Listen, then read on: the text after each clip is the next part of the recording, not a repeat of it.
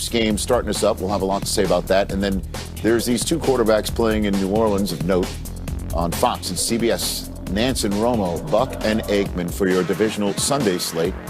After tonight's NBC game with Al and Chris, we're taking you up to speed in Lambeau. But right now, let's go to James Palmer in the Superdome. James? Well, thanks, Rich. Tom Brady recently said he believes that star wide receiver Chris Godwin has the best hands of anyone he has ever played with. Godwin had just 2 drops this season until last week in the wild card game where he had 5. I watched him walk off the field dejected, but in the tunnel, Tom Brady took him aside, gave him words of encouragement. To my understanding, keep an eye on him going to Chris Godwin early in this game to get him back on track. Now let's go to Jane Slater with the Saints.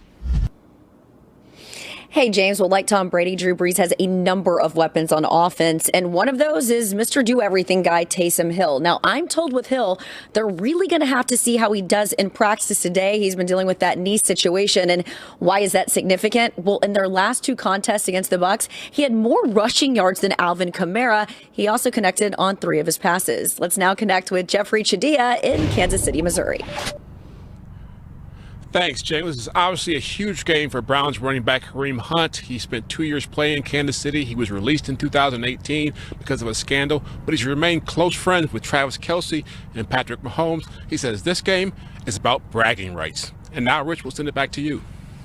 Thanks very much. It's been a question that's been lingering now for 2 whole decades, ever since a collection of Bahamian Junkanoo troubadours named the Baha Men gained platinum record fame by posing it. Who let the dogs out? Well, in relation to the National Football League, with the Cleveland Dog Pound virtually silent for years, and the Browns currently in the divisional round, fresh off their first playoff win since Bill Belichick was their coach 6 years before the Baha Men took the pop culture world by storm, we now appear to have an answer to the burning query. Kevin Stefanski, that's who has indeed let the dogs, if you will, out. Walked all the dogs! Now it's time to unleash. Who let the dogs out? Who let the dogs out? Touchdown, Browns! Who let the dogs out? It is being chewed out in front of the dog pound. Who let the dogs out? There he goes! The dogs got out! But the party was nice, the party was pumping. Next jump is hit! Touchdown! And everybody having a ball. Please, you're perked up. That is the longest dog walk in history.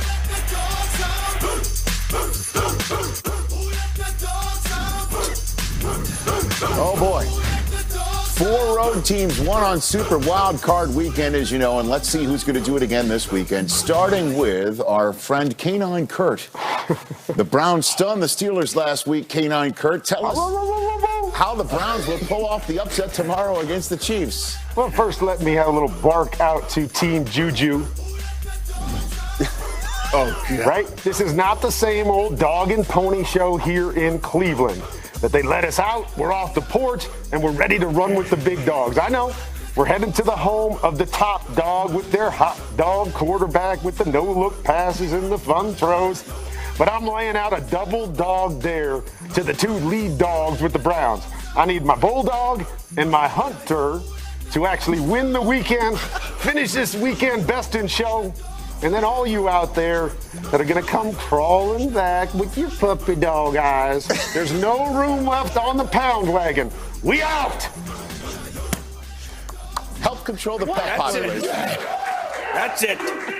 Have your pet spayed or neutered. By the way, I mean, before we move on here, I noticed last week Canine Kurt was a pug. Now it appears to be some sort of a shepherd. I know Chiefs fans don't want to see Canine Kurt return next week, but there does appear to be some sort of trend. Hey, the Tampa Bay Buccaneers can beat New Orleans after losing both regular season games to the Saints. Pirate Mooch, how can they avoid the sweep? Hey, Captain. I was watching some film in the galley, and I thought, shiver me timbers, the Saints showed no mercy on my Buccaneers. They took me hand in me eye, too. Why the parrot? That's why. This is an emotional support parrot. Rich, what do you think, Captain? What do you have a name for her? Cleaner than Champ. Huh? I don't know. It's not Champ. It's Gronk. Gronk. This is Gronk, my emotional support parrot. And you know what? I'm looking in my spyglass, and I see no longer Drew Brees on the horizon on our way to the Crescent City. No, what I see the tides turning. We have two old quarterbacks. We have two old treasures that are playing today. One will walk the plank and sink to the depths of Ronald Jones' locker. And wait, Rich. Yeah. Is that a raven in my crow's nest? It's a three-eyed raven. He's got 3 eyes, only have one. What's up with that? That is the three-eyed raven. Caw-caw, caw-caw. And for my raven to get it done, listen here, I am telling you, this third eye, I foresee caw-caw, caw-caw. Marquise Brown matching the exploits of one Stephon Diggs. Caw-caw, caw-caw. He must ruin and run all Rams, the short area, the deep area, in the intermediate area. Caw-caw, caw-caw. And if he does, the Ravens can walk away with this game. Caw-caw. Don't forget my ex-guy, too, Dez Bryant. Caw-caw, caw-caw. I think Kurt wants to take himself for a walk. Oh, my God. Oh, my God. That's what the third eye raven sees today. Oh, my gosh. Thanks for fueling my nightmares for the next couple of nights, says Russell's Manias. Okay, very good. Oh, my God, y'all. Oh, my God, Kurt. Kurt, the jacket goes great, too. Oh, my God. Oh, my God. Caw-caw. Caw-caw. I'm supposed to put a button on this. Okay, the best defense left in the playoffs. Stacey Dales and Lambeau. Stacey? Well, Rich, nobody has more QB pressures in the NFL, including the playoffs this season, than Rams DT Aaron Donald. 75 of them. Rib injury or no rib injury, he's going to be ready to go against Aaron Rodgers and all 48 of his regular season touchdowns here today. That is a career high. Here's what Aaron Rodgers had to say about facing Aaron Donald this week. Special player. First ballot Hall of Famer. This is somebody that you have to plan for and have to worry about. His head coach, Matt LaFleur, who remember was the offensive coordinator under Sean McVay in 2017 with the Rams, spent a season with Aaron Donald. He said this week, he's a once-in-a-lifetime type player. They do such a good job, the defensive coordinator, Brandon Staley and company, of moving him around. Awareness is absolutely essential and critical against him here this afternoon. But there is no question, we are in store possibly for one for the ages. It is Aaron Donald against Aaron Rodgers here today. Ridiculous good. MVP, the touchdown maker, Aaron Rodgers. The All-Pro, the disruptor. Best player on the planet, Aaron Donald. What a play. What a throw. Beautiful bullet by Aaron Rodgers. Donald in his face. Donald in his hip. My, who else? Aaron Donald. My goodness. Another level. Meet Mr. Aaron. Might as well be MVP every year. Guess who? Aaron. I like that. That's cool. All right, Irv, I know you like to talk about the outside, Jalen Ramsey, Devontae Adams, but we are going inside for this conversation, and we're going to talk about Aaron and this Aaron particularly. What is the game plan to neutralize this guy dubbed the Terminator this week? There is no such thing as a game plan to neutralize him. You try to slow it down, give different things. You try to have a run game to help you and stop him from rushing. But this dude, 13 and a half sacks. I'm going to tell you what I saw last week, Kurt, that really surprised me a little. Even when he went out the game, when Aaron Donald went out the game, remember he was standing on the sideline waiting to go back in. If he saw that the game was getting out of hand, he needed to come in and say, he didn't need to. Leonard Floyd and the boys, Leonard has 10 and a half sacks, they took care of business. So it's not just him. It's that whole front you got to contend with. Well, I'm going to give you 3 things that the Packers can do to neutralize him, maybe. First thing, change the strength. Go from tight end to tight end. He likes to be the 3 technique. Get him back in the 1 technique. You can get some angles on him. You talked about the run game. Run sideline to sideline. Get this guy moving lateral so he can't get up the field. And then when you throw the football, you don't want to get into a 3rd and long drop back game. You want to be able to throw it with play action. So once again, get this guy thinking lateral, and then you can buy yourself a little bit of extra time as a quarterback. So those are 3 things to keep an eye on today by the Packers, because obviously they know a lot about having been in other teams that run the same system to neutralize this guy. And we say neutralize because we know that you can't stop him. For more on the other side, let's head over to Mooch's Minute. Right here. Thanks, Kirk. Time for Mooch's Minute. Yeah, let's talk about Cam Akers, the running back of the Rams. You know what? He was a great high school quarterback in Mississippi. And then Florida State made him a running back, and the Rams made him their feature running back for the playoffs. Let's take a look. Coming off the goal line, let's run a little one-back power and pull Bobby Evans around there, and then stick your foot in the ground, Cam, and take a left up in there. Watch the fundamentals, though. He is going to break tackles. He's going to cover that ball up with 2 hands. Well done. Get off the goal line. Now, in the passing game, he understands it because he was that quarterback.